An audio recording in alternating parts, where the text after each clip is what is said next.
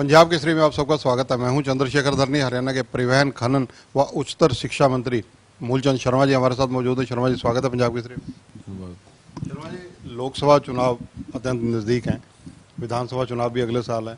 कांग्रेस के जो नेता प्रतिपक्ष हैं, पूर्व मुख्यमंत्री भूपेंद्र सिंह हुड्डा ब्राह्मणों को बहुत ज़्यादा एक तरह से कहा जाए आकर्षित करने का कोशिश कर रहे हैं कि डिप्टी चीफ मिनिस्टर बनाया जाएगा ब्राह्मण चेहरे को। देखो, चुनावी साल है और चुनावी रेवड़ियाँ बंटनी है। जातिगत, सामाजिक, धार्मिक, हर आदमी अपनी अपनी बात कहने का अधिकार है। और भारतीय जनता पार्टी में तो संगठन तय करता है कौन मुख्यमंत्री बनेगा, कौन डिप्टी सीएम बनेगा, कौन विधायक बनेगा, कौन एमपी बनेगा। और ये कांग्रेस पार्टी ऐसी पार्टी है जिस सबसे ज्यादा इस देश पर राज करा, वही तय कर रहे हैं। जातिगत की राजनीति आरोप हम पे लगाते हैं जातिवाद का, वे जातिवाद पार्टी है, धर्म के नाम की राजनीति करते हैं। और जो राजनीति जातिवाद की राजनीति कर रही है तो वो कांग्रेस पार्टी ही करती है। अभी तो ये पता नहीं है शैलजा मुख्यमंत्री बनेगा, दीपेंद्र बनेगा, चौधरी भूपेंद्र हुड्डा बनेगा, किरण बनेगी, रणदीप सुरजेवाला बनेगा। उनका तय नहीं हुआ, डिप्टी सीएम पहले तय कर दिए। तो हुड्डा साहब का इस तरह से जो ब्राह्मणों को, वो जो वोट बैंक है ब्राह्मणों का, उसको एक तरह से कहा जाए पटाने के लिए ये पटाना चाहिए। हम कौन मना करते हैं, पटाना चाहिए। हम तो कहते तेरे डिप्टी सीएम बना, एक 14 रखे मुख्यमंत्री, चार ही जाति थोड़ी है। हरियाणा तो सैकड़ों जातियां हैं, सबको तो तेरे ही बना दो डिप्टी सीएम को। मना थोड़ी कर रहा है, मैं तेरे बना दे। 14 बनते हैं हरियाणा में, 14 मंत्री बनते हैं ना, इससे ज्यादा तो नहीं बना सकते। एक सीएम रख लो, तेरे डिप्टी सीएम रख लो। किसी को नाराज क्यों करते हो? आपने बहुत बड़ा व्यंग किया है कि एक को छोड़कर एक सीएम 13 डिप्टी चीफ मिनिस्टर बना ले। मैं तो ये कह रहा हूँ कि मैं 14वां तो बन सकता, बस सीएम तो एक ही बनेगा ना। और दूसरा कहानी क्या है कि इस तरह के ये सामाजिक ठीक नहीं है। अभी तो चुनाव होने हैं, लोग मत है, और भारतीय जनता पार्टी दुनिया की सबसे बड़ी पार्टी है। और मेरा ये कहना है कि जहाँ केंद्र में सरकार होती है, हरियाणा वहीं वोट देता है। हरियाणा कभी पीछे नहीं, हरियाणा ने हमेशा केंद्र के साथ चला, विकास की गति को देता। हरियाणा का आज नागरिक, हरियाणा के व्यक्ति इतना प्रगतिशील है, किसान हो, व्यापारी हो, कर्मचारी हो, वो केंद्र के साथ चलता है। आज हरियाणा में जो विकास की गति मिली है केंद्र के साथ, कभी कल्पना में नहीं थी, कभी नहीं। उदयवान जो कांग्रेस के प्रदेशाध्यक्ष हैं, कहीं ना कहीं उन्होंने भी इत्तेफाक नहीं रखा है भूपेंद्र सिंह हुड्डा के इन बयानों से। उन्होंने कहा है कि 4 डिप्टी चीफ मिनिस्टर क्यों नहीं बनाए जा सकते जब 4 कार्यकारी अध्यक्ष हैं हरियाणा में। उनका अपना मामला, उनकी पारिवारिक पार्टी है, उनके अपना प्रदेश, अपने लोग हैं, अपना। हमारा तो संगठन तय करता है, इनका अपना मामला है। ये क्या कहें पार्टी में यानी बीजेपी में भी ओम प्रकाश धनखड़ जी 2-3 बार स्टेटमेंट ऐसे दे चुके हैं कि वो भी मुख्यमंत्री के दावेदार हैं। नहीं, अपने मन हर आदमी अपना रखता है, हर आदमी के अपने होती है, हर आदमी को ये थोड़ी है, वो तो बाकी तो संगठन तय करता है। हमारा तो संगठन तय करता है, कहने में क्या पीछे मन लोग सब अपनी बात कह सकते हैं। रामविलास शर्मा जी भी आए थे पिछले दिनों चंडीगढ़, उन्होंने भी हुड्डा पर काफ़ी इस मामले में प्रहार किए हैं। बड़े नेता हैं रामविलास शर्मा, कप्तान अभिमन्यु, धनखड़, बड़े बड़े लोग। आपकी भी ड्यूटी लगी जो 5 स्टेट के इलेक्शन है उनमें। हम हरियाणा में काम करेंगे जब जरूरत है। हमारे आज लगा हुआ हरियाणा की बॉर्डर पे है। हरियाणा में जैसे अपना पलवल में बात है, वैसे साथ राजस्थान है। अभी जो जिम्मेदारी लगेगी निभाएंगे। ईडी और सीबीआई की कार्रवाइयों को लेकर कहीं ना कहीं आम आदमी पार्टी जिस प्रकार से दिल्ली में इनके नेताओं की अभी चल रही है कार्रवाई, उसको लेकर आरोप लगा रही है कि बीजेपी जो है कहीं ना कहीं ये दुर्भावना से कर रही है। नहीं, बीजेपी कभी दुर्भावना से नहीं करती, और बीजेपी में कभी इस तरह की भावना पैदा भी नहीं करती। कोई सीबीआई का काम है, इनका ईडी का अपना काम है। ये अधिकारी काम के लिए तो बने, इनका अपना दायित्व है, इनका काम है। हर महकमे का अपना अपना काम है। परिवहन विभाग में अगर देखा जाए, विशेषकर जो एनजीटी की गाइडलाइन है उसको फॉलो करते हुए कितनी बसें जो हरियाणा ले आया और कितनी इस चालू वित्त वर्ष में आ जाएंगी? हमने एनसीआर एनजीटी की लाइन गाइडलाइन को पूरा किया। हम आज 1800 बस यूरो 6 की हैं और हमने सबसे पहले स्क्रैप पॉलिसी को अपने चालू किया हरियाणा में।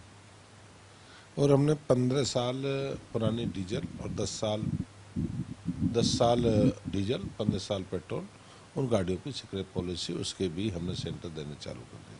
स्क्रैप पॉलिसी बेसिकली है क्या, थोड़ा दर्शकों के लिए समझे। स्क्रैप ये है कि जिन गाड़ियों की समय सीमा पूरी हो चुकी है और गाड़ी समय से ज़्यादा जल चुकी हैं, वो धुआं ज़्यादा छोड़ती हैं, पर्यावरण को दूषित करती हैं, उसको हम छोड़ेंगे नहीं, जाएगा नहीं। उसको अगर गाड़ी चालान हो गया तो स्क्रैप करने के लिए भेज देंगे, वहाँ पे स्क्रैप होगा।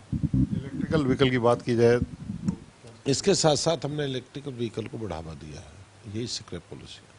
इलेक्ट्रिकल पॉलिसी कितने प्राइवेट में सरकारी हमने उनके लिए छूट भी दी है भाई, जिनको अगर मान लो इलेक्ट्रिकल व्हीकल लेना सब्सिडी भी दी है हमने, टैक्स में सब्सिडी दी है और इलेक्ट्रिकल व्हीकल को हम बढ़ावा देना है। आने वाले समय में दिसंबर तक हमारी 550 नहीं 375 बसें हमारी हरियाणा में मिलेंगी, सारी बसें बिजली से चलेंगी। जो समानांतर सेवा चल रही है, बस सेवा के बराबर जैसे जीपें चलती हैं और चीज़ें चलती हैं, इनका कैसे रोका जाएगा इन चीज़ों को। नहीं रोका जाएगा, जो उसमें जो गाइडलाइन नहीं करेंगे उनको रोकेंगे सिर्फ। रेवेन्यू को तो कहीं ना कहीं झटका लगता ही है इससे। नहीं, कानून काम करेगा, लोगों का स्वास्थ्य सबसे पहले, लोगों का जीवन स्वास्थ्य सबसे पहले, गाड़ी व्हीकल घोड़ा बाद में, और कानून अपना काम करेगा। इस तरह की एनसीआर में नहीं थी, जब धीरे धीरे जब सारी चीज़ हम बिजली वाली गाड़ी कर लेंगे हम इनको रोकेंगे। खनन विभाग कांग्रेस बहुत मेहरबान रहती है आरोप लगाने में। नहीं, आरोप क्या है कि आरोप प्रति आरोप लगाने चाहिए, विपक्ष की भूमिका विपक्ष को लगाना चाहिए और विपक्ष को अपनी बात कहनी चाहिए।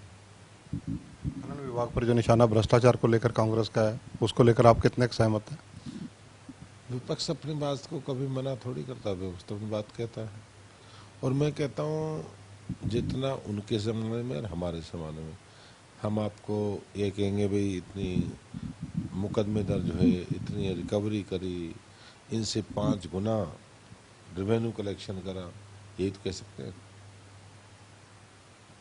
वो किया हमने। तो तीसरी बार भाजपा सरकार हरियाणा में किन मुद्दों को लेकर सरकार चल रही है। तो चीज़ सबसे बड़े के लिए हरियाणा में जो राज बनेगा, कोई वो तहनीम जोशी जिमराज देगा। हरियाणा में लोग चाहते हैं कि भाई हरियाणा में बीजेपी की सरकार तीसरी बार बना। जितना सम्मान हरियाणा के सैनिकों का बीजेपी सरकार ने जो किया है, जिन लोगों ने शहादत दी है, और जो बीजेपी केंद्र प्रदेश ने उन परिवारों के साथ मजबूताई के साथ खड़ी है और जो भी योजना है उसे लागू किया, एक सबसे बड़ा काम। दूसरे साइड जितना किसानों को लाभ दिया है, आप ओलावृष्टि के नाम से, दूसरे बारिश से, तूफान से फसल खराबी के नाम, मक्खी के नाम से जितना दिया है, ये कुछ लोग हैं, कुछ लोग जो उन्नत संगठित जो लोग बार बार किसान के नाम से खाते हैं, कुछ लोग, और किसी किसान मानते नहीं। जितना किसान पे काम बीजेपी की सरकार कभी कल्पना नहीं है। मैंने बहुत समय से 77 से मैंने राज देखा, और 77 से आज तक कभी आज तक इतना किसान पर कभी काम नहीं हुआ। कहते सब हैं, सब किसान की बात करते हैं, तो जितना काम इस पर हुआ है इसलिए लोग वोट देंगे। दूसरा, जिन लोगों की भर्तियां हुआ करती थी पर्ची ना खर्ची, आज लोग कहते हैं भाई हमारा बेटा मेरिट पे लगा, और मेरिट तभी तो बनी जब प्रदेश के मुख्यमंत्री बीजेपी की सरकार है। आज गरीब का बेटा कौन लगा देगा इंस्पेक्टर, कौन लगा देगा डीएसपी, कौन लगा देगा ईटीओ टीटीओ, कभी गरीब का बेटा नहीं लिखता था। दीपेंद्र हुड्डा और रणदीप सुरजेवाला, वो तो इसको कर्मचारी चयन आयोग को, हरियाणा पब्लिक सर्विस कमीशन को, इनको भंग करने की वकालत कर रहे हैं और कह रहे हैं कि ये भ्रष्टाचार का अड्डा है। उनकी बात देखो, उनकी लिस्ट में जब हुआ करती थी, उनकी लिस्ट में जब हमेशा लिस्ट निकली, हर आदमी का रिश्तेदार, बेटा बेटी एससीएस लगाए, डीएसपी लगाए, क्या वही मेरिट में थे? मैं आरोप नहीं लगाता व्यक्तिगत किसी पे। अगर लिस्ट को निकाल लो 10 साल की को, आपको जानकारी मिलेगी कि कौन कौन लोग हैं एचसीएल लगे, तहसीलदार लगे, ईटीओ लगे, डीटीओ लगे, टाउन में घंटी प्लान लगे, आज लिस्ट उठाइए कौन नौकरी लगे हैं, कितना फर्क है। आपके कांग्रेसी मित्र ये भी कहते हैं कि जो ब्यूरोक्रेसी है कहीं ना कहीं मंत्रियों की सरकार में सुनती नहीं है। आप उन्हें हमारे से क्या लेना, जो काम प्रदेश में हो रहा है और जो काम कर रहे हैं सुन भी नहीं रहे, काम भी हो रहे हैं। मान लो जो काम हो रहे बिना सुने हो रहे हैं, इतने काम हो रहे, इतने हाईवे बन रहे, इतने स्टेट वे बन रहे, इतना काम प्रदेश में हुआ, कभी कल्पना नहीं थी, कभी सोच भी नहीं थी इतना कभी काम हुआ। तो इनके चक्कर में ये तो अपने राज के चक्कर में रेवड़ी बांट रहे हैं, किसी डिप्टी सीएम की, कहीं फलाने की, कहीं अब ये और कहेंगे आने वाले तेरे बेटे को लगवाएंगे, तेरे छोरे को लगवाएंगे। तो ये क्या है कि कांग्रेस की फितरत है और इस फितरत को लोग समझ चुके हैं। हरियाणा सचिवालय के बहुत सारे कर्मचारी आज आपसे मिलके गए हैं, उनका क्या मुद्दा था और आपने क्या वायदा किया उनसे? नहीं, जो उनकी बात सुनिए, जो उन्होंने वादा किया तो उसको उनके साथ खड़े होंगे, उनके हक है, जो उनके हक की बात। सचिवालय में क्लास 1 क्लास 2 या अन्य कर्मचारियों को बाहर से लाने की कोई योजना का विरोध कर रहे हैं, वो क्या इस मामले में आपका स्टैंड क्या है? जब कैबिनेट में आगे बात करेंगे। धन्यवाद। तो ये हैं पंडित मूलचंद शर्मा जी, हरियाणा के परिवहन, खनन व उच्चतर शिक्षा मंत्री हैं। कई राजनीतिक मुद्दों पर इन्होंने पंजाब केसरी से चर्चा की। कैमरामैन संजय सिंह के साथ चंद्रशेखर धरनी, पंजाब केसरी टीवी, चंडीगढ़। हमसे जुड़े रहने के लिए हमारे YouTube चैनल को सब्सक्राइब करें और नई वीडियो की नोटिफिकेशन के लिए बेल आइकॉन को दबाएं। अगर आप ये वीडियो Facebook पर देख रहे हैं तो लाइक जरूर करें और ज्यादा से ज्यादा शेयर करें। धन्यवाद।